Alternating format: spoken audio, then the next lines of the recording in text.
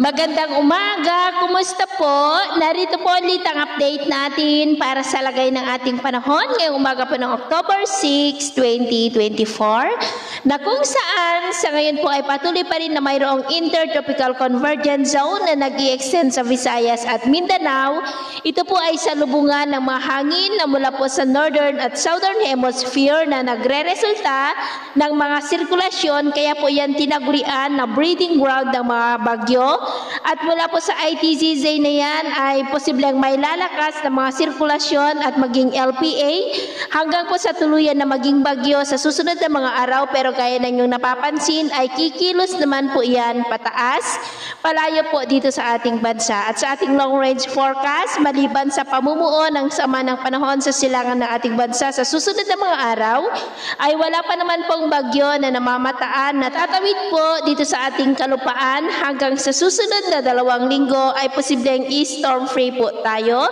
Pero posibleng sa susunod na mga araw ay maramdaman na po natin ang mahinang daloy ng hanging amihan o yung tinatawag po natin na northeasterly surface wind flow.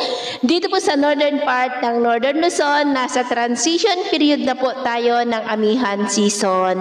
At sa lagay po ng ating panahon ngayong madaling araw, dahil po sa mga localized thunderstorm at ng ITZZ ay may mga pag-uulan sa ilang bahagi po ng Bicol Region, Quezon, Calapan, San Jose, Mansalay sa may Mindoro, Marinduque, Romblon, Northern Palawan, Panay Island, Negros, Cebu, Bohol, Leyte, Samar, Zamboanga Peninsula, Misamis Occidental, Cagayan de Oro, Bukidnon, Kidapawan, Digos, Davao, at dyan po sa may Prosperidad. At mamaya po ay sisikat naman ang araw sa malaking bahagi ng ating bansa, pero may tsansa pa rin ng maulap na kalangitan with isolated rains, lalo na po sa ilang bahagi ng Southern Luzon at Kabisayaan. At mamayang hapon, mas maraming lugar na po ulit ang makakaranas ng mas maulap na kalangitan with isolated rain sa ilang bahagi ng ating bansa. Kaya kung lalabas po tayo sa ating mga tahanan, ay ugaliin lamang po natin lagi ang magdala ng kahit anong panangga natin sa init ng araw at proteksyon na rin po sa mga biglaang buhos ng ulan.